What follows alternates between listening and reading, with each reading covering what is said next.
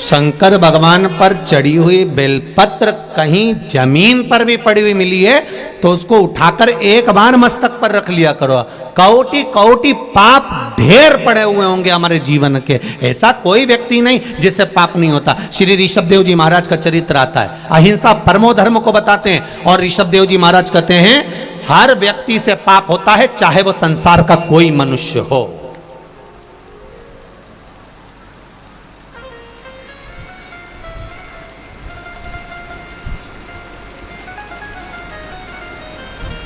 ऋषभदेव जी महाराज कहते हैं ऐसा संसार का कोई मानव नहीं जन्मा जिससे पाप नहीं हुआ।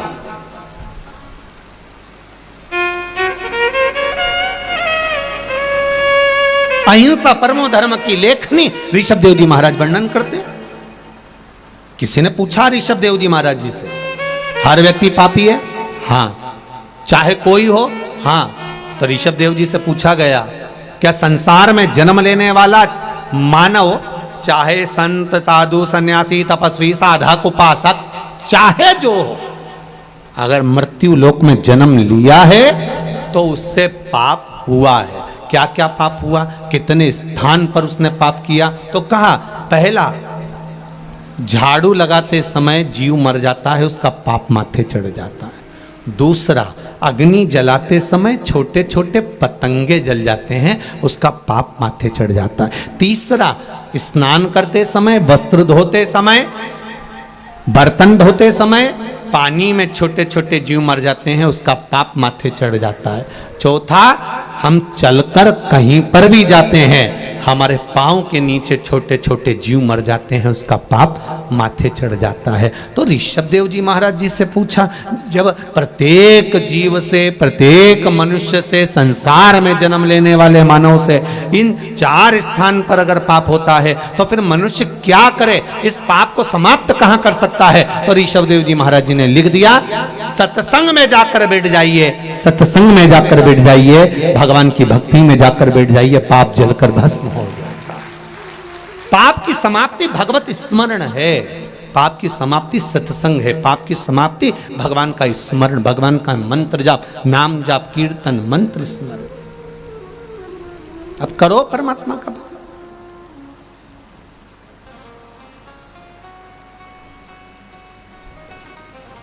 आप भगवान का भजन में नित्य लगिए, पाप छिन्न।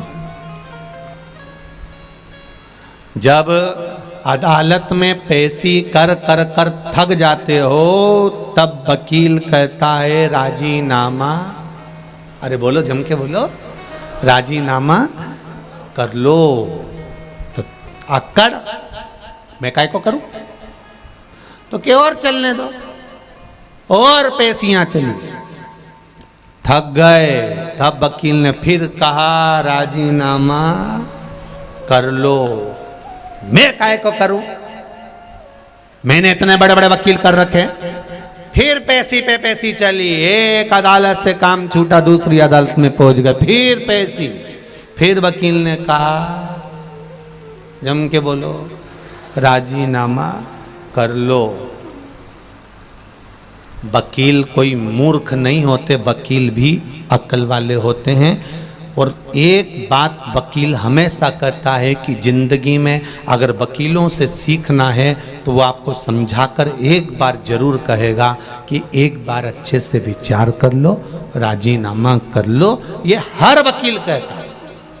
हाँ, जिसको ज्यादा खाना हो तो भले नहीं कहेगा क्या करना राजीनामा करके, अभी तो चलने दो, केस चलने दो, केस चलने दो, केस चलने। पर जो चतुर वकील होगा, विद्वान होगा, ज्ञानवान होगा, जो चाहेगा आपका हित, तो वो कह देगा कुछ नहीं, राजीनामा करो और अपनी जिंदगी खुश होकर जियो। जब तक केस चलेगा तब तक तू डिप्रेशन में रहेगा। सही है कि गलत है? छोटा सा भी अगर अदालत में केस चलता है, प्रॉपर्टी का, संबंध का, रिश्तों का, धन का, दौलत का, आदि गलत गलत कार्य का अगर केस चल रहा है तो तुम रात को सही से सो नहीं सकते। आधी रात को एकदम याद आ गई तो उठ के बैठ जाओ। सेल टैक्स, इनकम टैक्स आदि के जीएसटी वीएसटी, जरा सा याद आ गया, वो फाइल तो रह गई तुरंत। अब पत्नी भी कह रही है क्यों उठ के बैठे हो, सो क्यों नहीं जाते?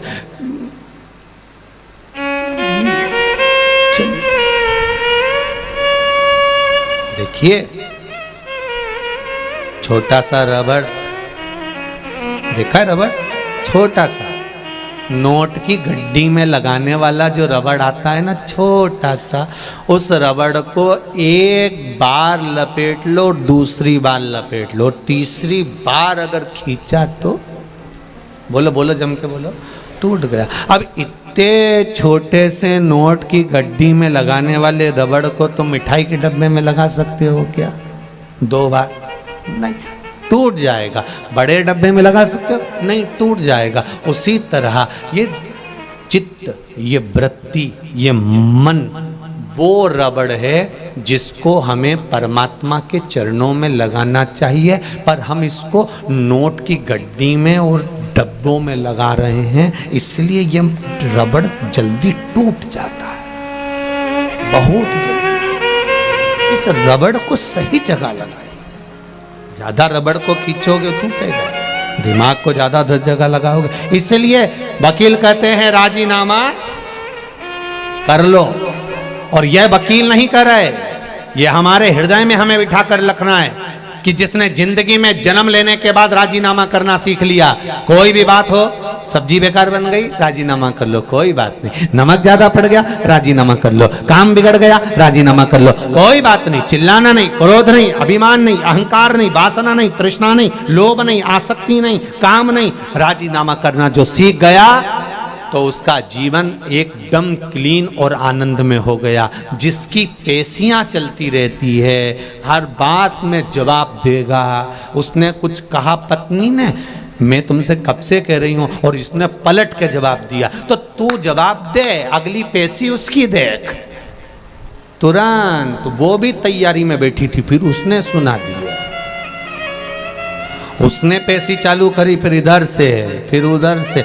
राजीनामा करना सीखे, थोड़ा सा नर्म बनना सीखे। रखो, देवराज को ले गए। शिव महापुराण की कथा कहती है, अभी तक खड़े थे,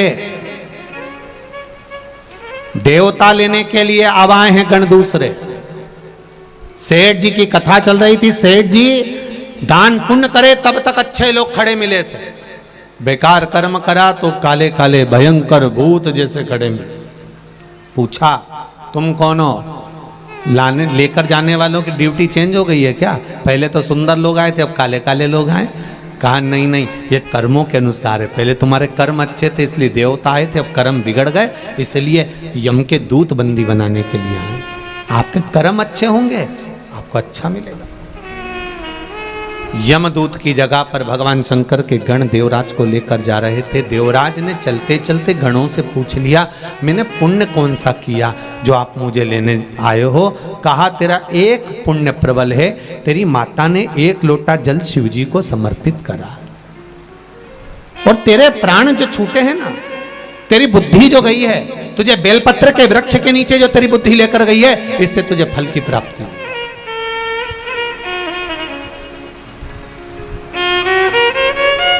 अच्छी जगह अपने गांव से, अपने नगर से, अपने शहर से, आप अच्छी जगह पर जाकर बैठ रहे हो, कथा में जाकर बैठ रहे हो, सत्संग में जाकर बैठ रहे हो, प्रवचन में जाकर बैठ रहे हो, भगवान के भजन में जाकर बैठ रहे हो। अच्छी जगह से आप अगर भगवंत कीर्तन में जाकर बैठ रहे हो, अच्छी जगह से आप अगर भगवान के भजन में जाकर बैठ रहे हो, तो भगवान को धन्यवाद देना कि जरूर हमारे पूर्वजों का कुछ पुण्य हुआ होगा, जिसके बल पर हमें यह पावन कथा श्रवण करने का सौभाग्य मिला। हम रतनलाल जी सुराना जी को तो धन्यवाद देंगे, पर इनसे ज्यादा इनके पूर्वज माता पिता स्वर्गीय जयचंद जी को, श्रीमती कमला देवी जी को, इनको साधुवाद देंगे कि उनका आशीर्वाद जो फला वो आज पुण्य के रूप में ये शिव महापुराण के रूप में मिला। ये पूर्वजों की कृपा से, और वो भी श्राद्ध पक्ष।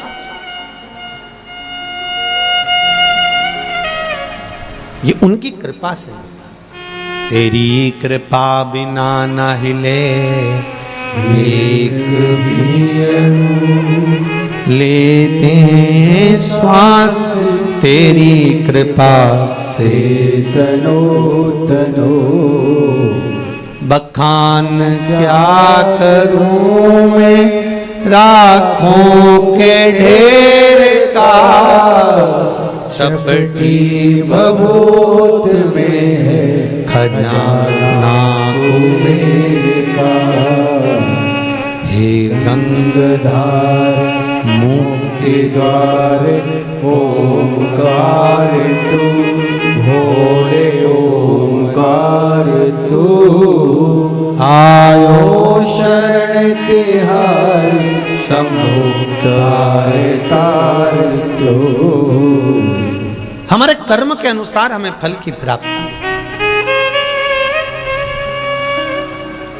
एक सेठ जी मरते हैं, उनकी शोक सभा होती है। बोलो रे भाई, बोलो तो, होती कि नहीं होती? होती है। एक गरीब मरता है, उसकी शोक सभा होती है। अरे बोलो तो रे भाई, नहीं होती। सेठ जी मरे तो शोक सभा हुई, गरीब मरा तो शोक सभा हुई नहीं। कारण क्या था? क्योंकि सेठ जी अपना शोक पूरा करते करते करते करते जिंदगी गवा दिए, और आज तक मरते तक भी इनका शोक पूरा नहीं हुआ, इसलिए इनकी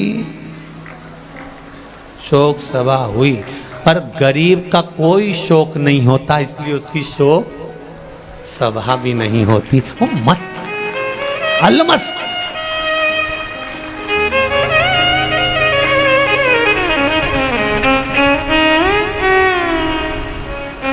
इसलिए सेठों में सेठ मारा सांवरा, बाकी डुपली है केट। जितना है वो एक ही सेठ। कौन? सांवरिया। बाकी के सब सेठ मरा, पैसे वाला मरा, धनपति मरा, करोड़पति मरा, बहुत अंबारपति मरा तो उसकी शोक सभा हो रही है। क्योंकि वो जिंदगी भर शौक पूरा नहीं कर पाया। कभी फ्रिज, कभी वॉशिंग मशीन। एक दुकान से काम नहीं हुआ, दूसरी दुकान में गया, दूसरी दुकान से काम नहीं हुआ, तीसरा। एक हैंडसेट हाथ में था, गड़बड़ हुआ, जल्दी से बदल लिया। शौक पूरे नहीं हो रहा है, इसीलिए इनकी शोक सभा होगी। पर गरीब का कोई शौक नहीं। एक जोड़ कपड़े में माँ बेटा था, खेत में से निकल कर आया, श्री बालाजी सरकार का दर्शन करा, दर्शन करके कथा सुनी, वो कथा सुन के अपने घर आराम से चले गया। कोई मतलब नहीं उसको, काम क्या मिल रहा है नहीं मिल रहा है, वो अपनी मस्ती में बैठा हुआ है, आनंद में अपनी जिंदगी खुश होकर जी रहा है, और उसको उसके कोई शौक है ही नहीं।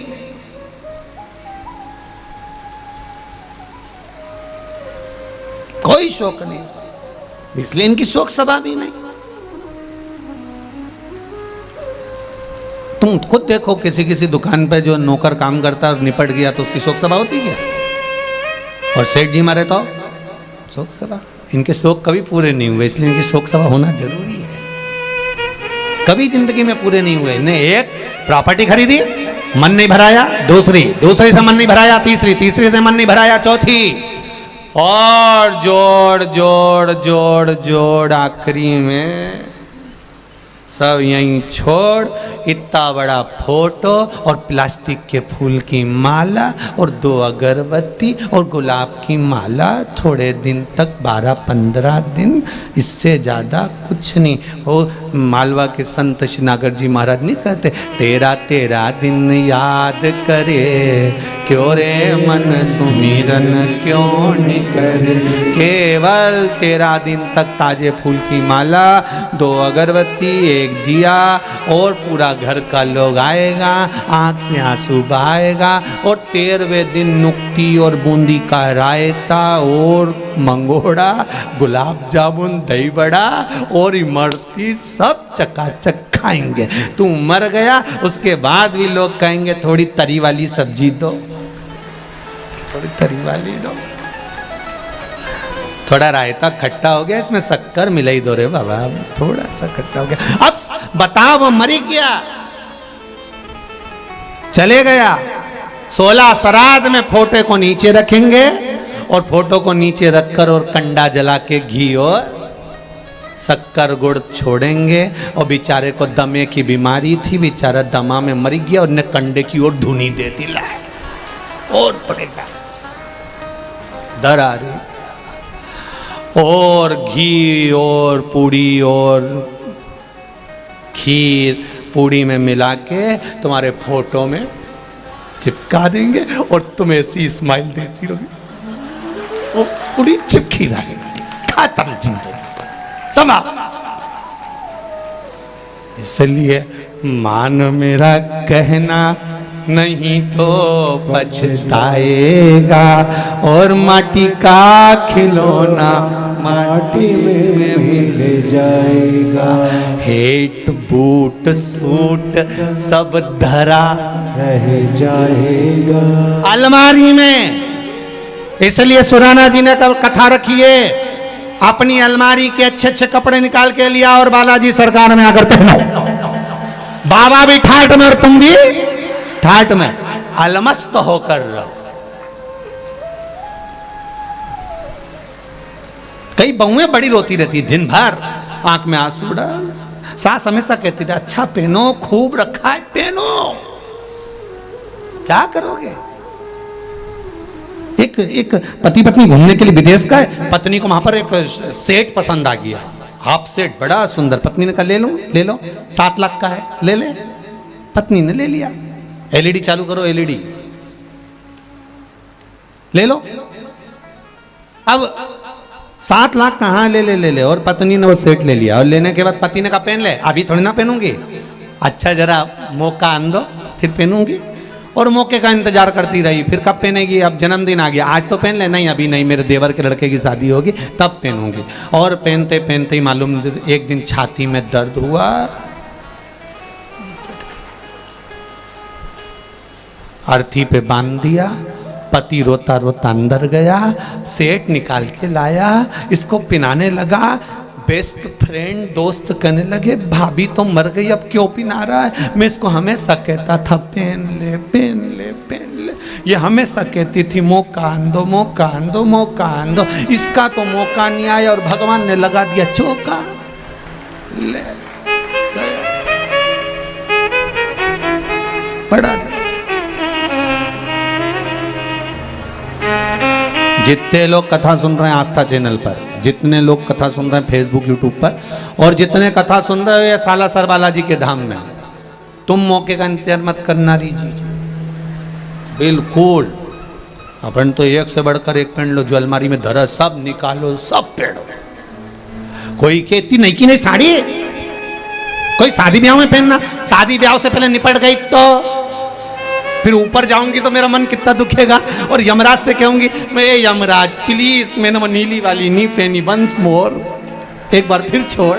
यमराज के चल वापिस, कौन देगा? अरे भाई जीवन मिला उसका सदुपयोग करिए,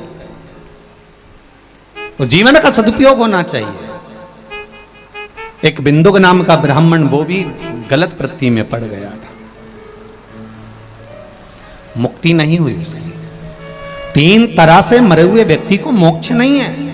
पानी में डूबकर मरा हुआ, स्त्री के हाथ से मरा हुआ, सर्प के डसे से मरा हुआ। इसकी गति नहीं होती, इसकी मुक्ति नहीं है, इसका मोक्ष नहीं है।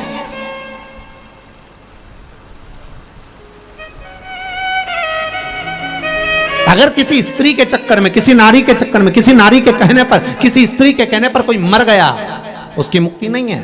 सर्प के डसे से मर गया, उसकी मुक्ति नहीं है। पानी में डूब कर मर गया, उसकी मुक्ति नहीं है, मोक्ष नहीं है। कितनी बड़ी बात लिखी है शिव महापुराण में। अधोगति में मरा हुआ, गर्भ में कोई 4 महीने का, 6 महीने का, 8 महीने का, 9 महीने का, या गर्भ से निकलकर कुंवारी अवस्था में मर गया, कोई युवान अवस्था में एक्सीडेंट में या कोई गलत कार्य में मर गया, इनकी गति नहीं होती महाराज।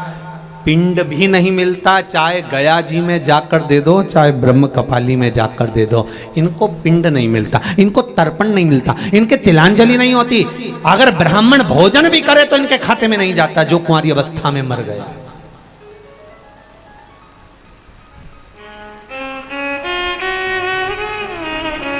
कहां मुक्ति? क्या करना है?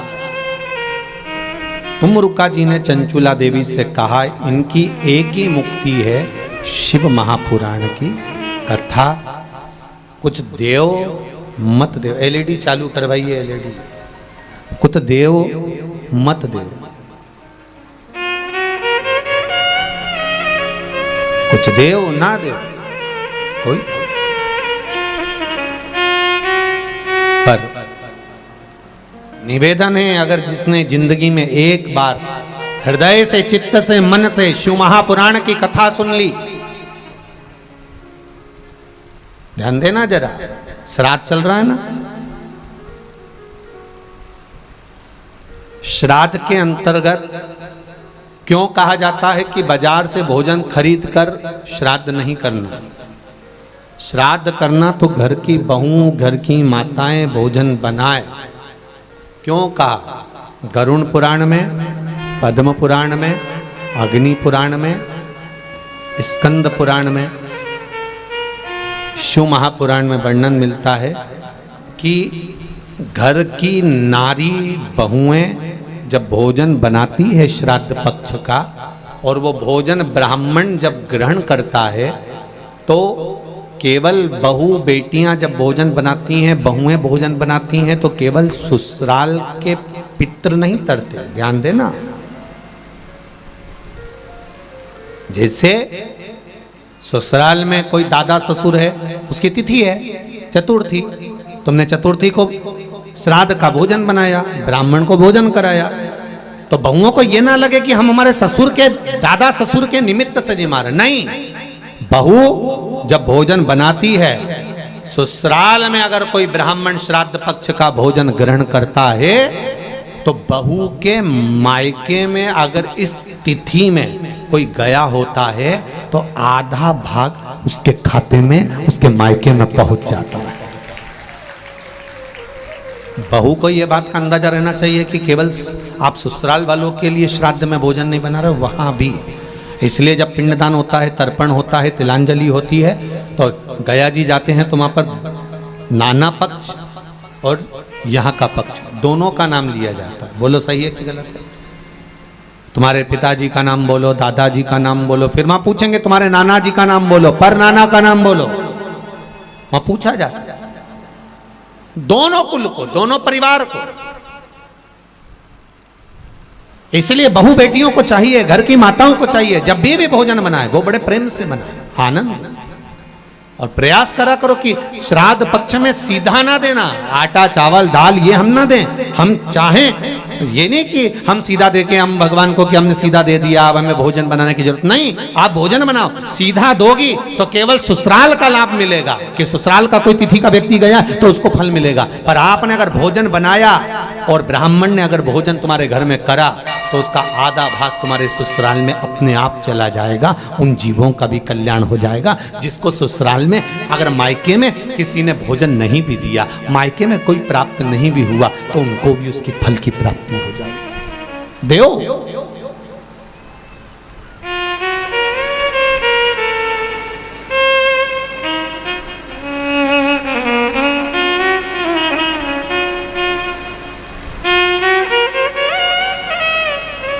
महाराज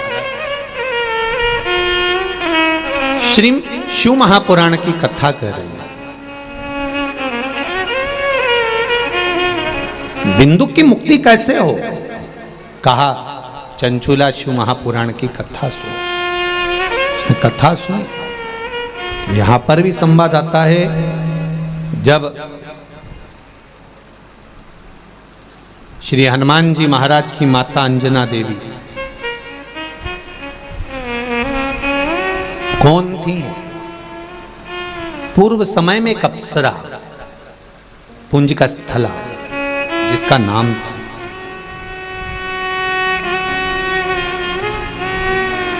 क्या नाम है?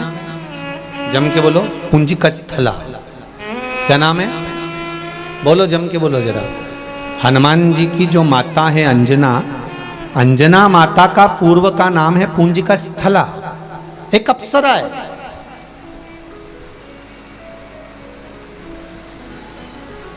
बड़ी सुंदर है।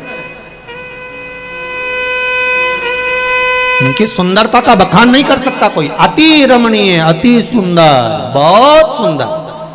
छोटी सी अवस्था थी, छोटी सी उम्र में इन्होंने एक गलती कर दी। उस पूंजिका स्थला ने एक गलती करी कि वो सुंदर तो थी पर चंचल बहुत थी। सुंदर भी है और चंचल।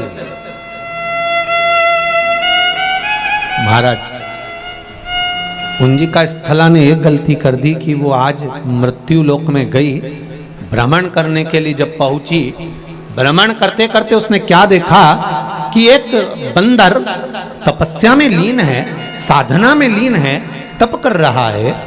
तो पूंजिका स्थला को लगा, बताओ अभी तक तो मैंने देखा था कि मुनि तप करते हैं, संत तप करते हैं, साधु तप करते हैं, ऋषिवर तप करते हैं, साधना करते हैं, पर यहां तो बंदर तप कर रहा। पूंजिका स्थला को ये बात थोड़ा अच्छी ना लगी, तो उन्होंने छोटी सी अवस्था थी, पेड़ पर चढ़ गई और पेड़ पर चढ़कर वहां के जो फल लगे थे वो तोड़कर उस बंदर को मारने लगी।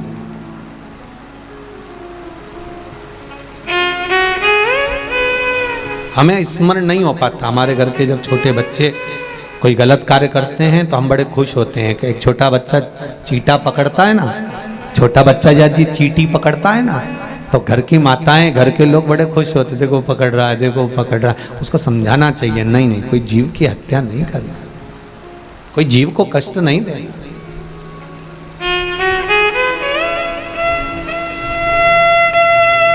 क्यों किसी को दुख? महाराज शिव कथा कहती है ये मानव का शरीर बड़ी मुश्किल से मिला है, ये किसी को कष्ट देने के लिए नहीं, किसी के कष्ट के निवारण के लिए मिला।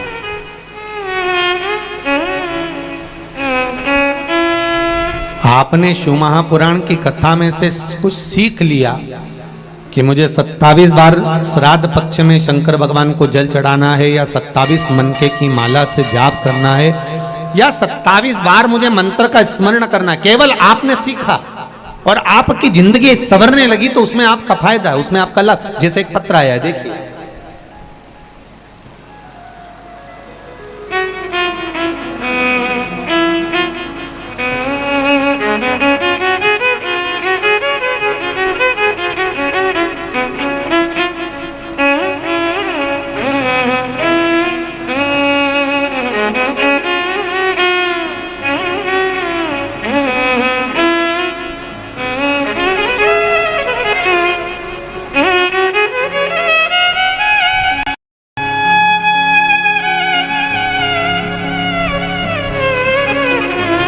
मैं संस्कार ज्ञानी फतेहाबाद हरियाणा से आया हूं।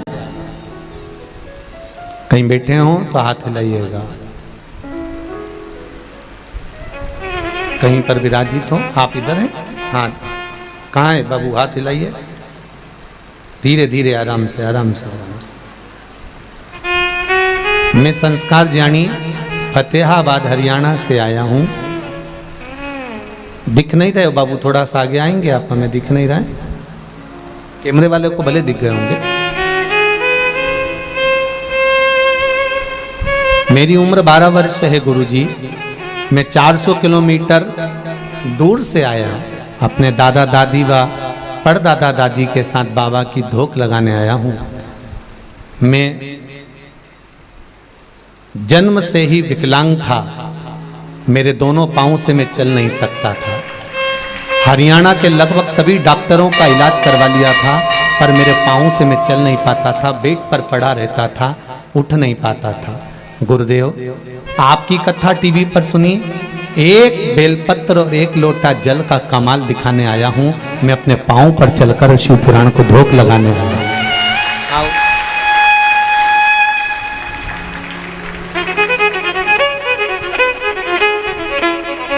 मेरी पूरी जिंदगी 12 वर्ष पलंग पर पड़े पड़े निकल गई। सारे डॉक्टरों ने कहा था कभी नहीं चल सकता, पर एक बेलपत्र एक लोटे जल ने मुझे चलाया है गुरुदेव।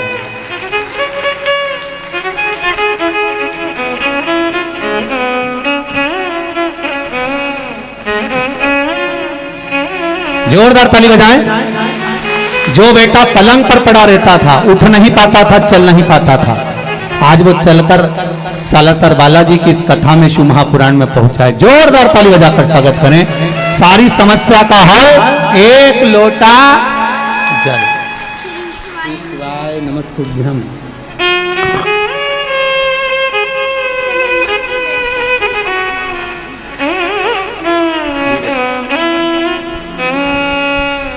चलने की खुशी क्या होती है, इस बच्चे से पूछिए जो जीवन का इतना आनंद पाया है। 12 साल से जो पलंग पर पड़ा था और चला है बाबा की कृपा से, उसके चलने की प्रसन्नता, उसका आनंद है। शंभु शरणे मांगू घड़ी रे घड़ी, दुख काटो दया करी मैं दर्शन आपको। देखकर बड़ी प्रसन्नता है। देखिए शिव जी के पास में, यहाँ पर हमारे पास में या कुबेरेश्वर धाम में या हमारे पास कोई ऐसी विद्या नहीं, कोई मंत्र नहीं, कोई साधना नहीं, कोई हमारे पास में बेल भभूति नहीं। हमारे पास तो केवल ये शंकर का नाम है और शिव का स्मरण है। शंकर भगवान का ही स्वरूप श्री बालाजी सरकार सालासर में विराजमान है। 11वें रुद्र बाबा को यहाँ कथा कराना होगी और आप लोगों के भाग्य में ये कथा लिखी होगी तो श्राद्ध पक्ष में मिल रही है। ये तो उसकी कृपा है, उसकी उदार। बहुत आप दिल से उसका भजन करो, पुकारो आप दिल से, आप स्मरण करो दिल से, वो मिलेगा जो। हम कुछ नहीं दे सकते आप, ना हम बेल दे सकते हैं, ना हम आपको भभूति दे सकते हैं, ना हम आपको कोई मंत्र साधना। हम ये भी नहीं कर सकते कि आप ऐसे रहना या इतने दिन तक बैठे रहना। हम तो केवल इतना कहेंगे कि आप दिल से बाबा से कहिए, आप दिल से उसका स्मरण करिए। एक लोटा जल और एक बेलपत्र बाबा को कहकर बोल कर आना, दिल से देकर आना, दिल से कहकर आना, वो दिल से दे देगा। और आए हो बालाजी की कथा में सालासर, दिल से कथा सुनकर जाना। मेरे बालाजी सरकार से और मेरे भोलेनाथ जी से कहकर जाना, बाबा मैंने सुना है कि तू कथा सुनने वालों को देता जरूर है। मैं आई हूँ आस लेकर, 3 महीने में मेरे मन के भाव पूर्ण करना, मैं फिर कथा में पहुंच जाऊं, ऐसी कृपा कर देगा वो। चित्त वृत्ति में आनंद हो। हम सालासर मंदिर के पुजारी श्री मिट्टू जी से कहते थे हमेशा कि एक बार सालासर कथा करना है, पर व्यवस्था हम लोगों के आना नहीं हो पाता, समय नहीं मिल पाता। मिट्टू जी हमेशा कहते थे कि आप आइए, कभी योग बनेगा। और आज सुराना परिवार के द्वारा जो कथा हो रही है, मुझे तो लगता है कि मेरे बालाजी सरकार ने सुना होगा और यहाँ करवाया।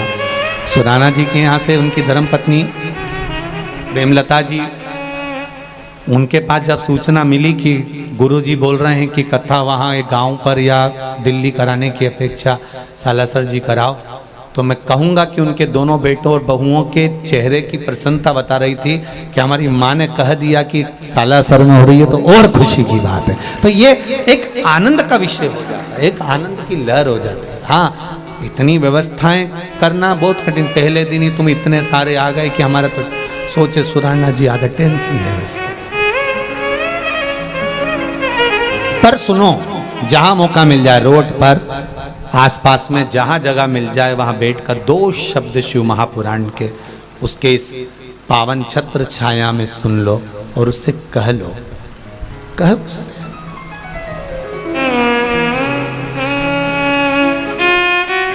एलईडी चालू करिए।